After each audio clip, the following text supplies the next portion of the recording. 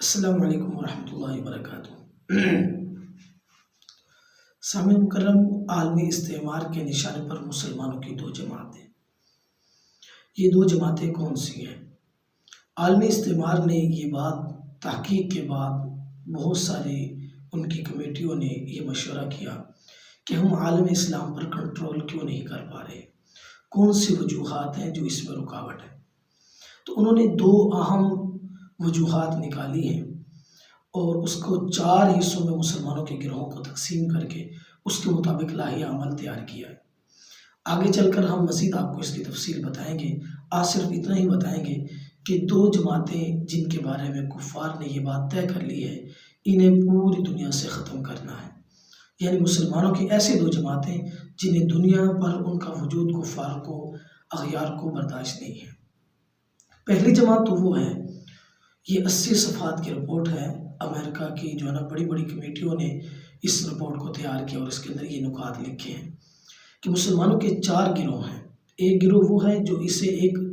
دین اسلام کو ایک پورا نظام سمجھتا ہے، وہ اسے ایک پورا سسٹم سمجھتے ہیں کہ یہ معاشی، معاشرتی، سیاسی، انتظامی ہر لحاظ سے جو ہے یہ دین اسلام اس قابل ہے کہ یہ جو ہے نا ہر میدان کے اندر جو ہے نا رہنمائی کر سکتا ہے اور ہر میدان پر پورے طریقے سے، بہتر طریقے سے اسے چلا سکتا ہے۔ تو جو یہ سوچ رکھتے ہیں، جو لوگ اسے پورا سسٹم سمجھتے ہیں، دین اسلام کو سیاسی، معاشی اور معاشرتی پورا سسٹم سمجھتے ہیں، اغیار نے یہ بات طے کر لی ہے کہ ایسے لوگوں کو دنیا سے ختم کر دیا جائے۔ یعنی مسلمانوں کا وہ گروہ جو اسلام کو پورا نظام بنانے کی کوشش کر رہے ہیں، اسلام کے مطابق کسی بھی ملک میں، کسی بھی خطے میں، تو اس کے خلاف اٹھ کھڑے ہوئے ہیں اور اتحاد کے ساتھ اٹھ کھڑے ہوئے۔ دوسرے کون سی جماعت ہے جس کے خلاف اغیار جمع ہو چکے ہیں؟ وہ ہے روایت پسند۔ روایت پسند کسے کہا جاتا ہے؟ روایت پسند جو ہے جو اسلام سے چمٹا ہوا ہے، اسلام کے لیے کسی نہ کسی صورت میں جدوجہد کر رہا ہے، نظام تعلیم کے لحاظ سے، تبلیغ کے لحاظ سے، نظام معیشت کے لحاظ سے، کسی بھی لحاظ سے اسلام کے لیے وہ جو ہے تھوڑی تھوڑی کوشش کر رہا ہے اور اسلام سے چمٹا ہوا ہے۔ اور اس کے اندر خاص طور پہ جو نام آتا ہے وہ علماء کرام کا ہے۔ یہ لوگ اسلام کو انتظامی طور پر ایک نظام کی شکل تو نہیں دے پا رہے، لیکن اسلام کی جد و جہد کے ساتھ چمٹے ہوئے ہیں، یعنی اسلام کے کسی نہ کسی شعبے کے اندر اپنے آپ کو رکھ کر اسلام کی جد و جہد جاری رکھے ہوئے ہیں۔ تو کفار نے، اغیار نے یہ بات طے کر لی ہے کہ ان کو بھی ختم کیا جائے، مدارس کو ختم کیا جائے، علماء کو ختم کیا جائے، اور اس کے بعد آپ نے دیکھا ہے کہ بھی کیا کہتے ہیں، پوری دنیا نے زور لگا لیا ہے مسلمانوں کی ثقافت، مسلمانوں کی تہذیب، مسلمانوں کا لباس اور ذہن کو چینج کرنے کے لیے۔ تو اس وقت پوری دنیا کے اندر جو سب سے زیادہ مشکل کا سبب بنے ہوئے دشمنان اسلام کے لیے وہ یہ مدارس ہیں،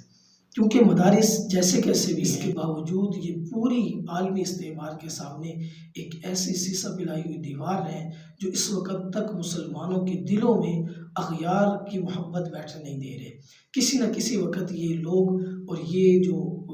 دین والے ہیں عوام کے اندر پھر سے دینی شعور پیدا کرنے کا سبب بن رہے ہیں۔ تو وہ ان لوگوں نے یہ طے کر لیا ہے کہ جب تک یہ لوگ، اچھا انہوں نے یہ لکھا ہے کہ جو پہلی جماعت ہے جو اس کو پورا سسٹم سمجھتی ہے، تو انہوں نے یہ بات لکھی ہے کہ یہ بہت ہی خطرناک ہے، اسے ختم کر دیا جائے۔ دوسری بات انہوں نے لکھی ہے کہ علماء جب تک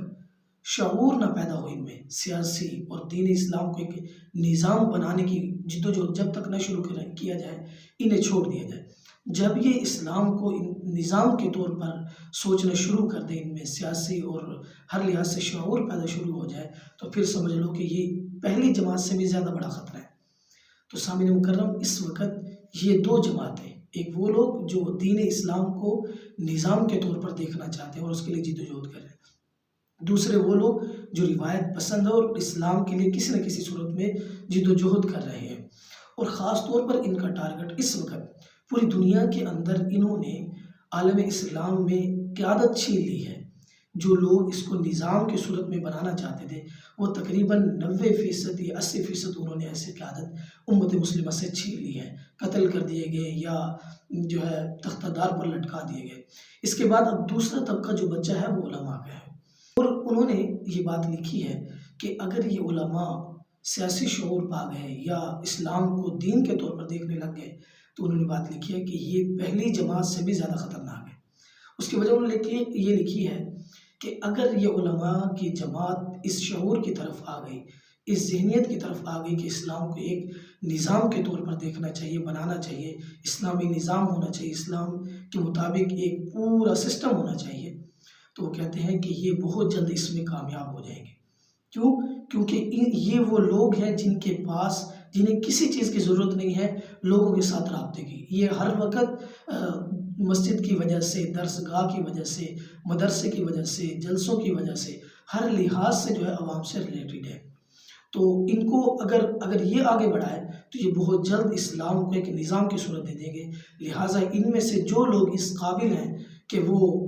اسلام کو ایک نظام بنا دیں، انہیں ختم مکرم علماء کی قدر کیجیے اور یہ جان لیجیے کہ اسلام اور اسلام کو پھیلانے کے لیے کون لوگ ضروری ہیں۔ اغیار اس بات کو تسلیم کرتے ہیں کہ اگر یہی علماء اٹھ کر دیگر میدانوں میں آئے، معاشی، معاشرتی، سیاسی میدانوں میں آئے، تو یہ بہت جلد ایک ایسے نظام کو بنائیں گے جو دنیا کے تمام نظاموں کو چیلنج کر دے گا، اور دنیا کے اندر ایک ایسے نظام کے تعارف کروائیں گے یہ لوگ کہ دنیا میں اس کے مقابل کوئی نظام نہیں ہوگا، کیونکہ 1400 سال پہلے دو بڑی طاقتوں کو اسی نظام نے شکست دی تھی۔ تو سامعین مکرم اس بات کو سمجھے اور اس کے مطابق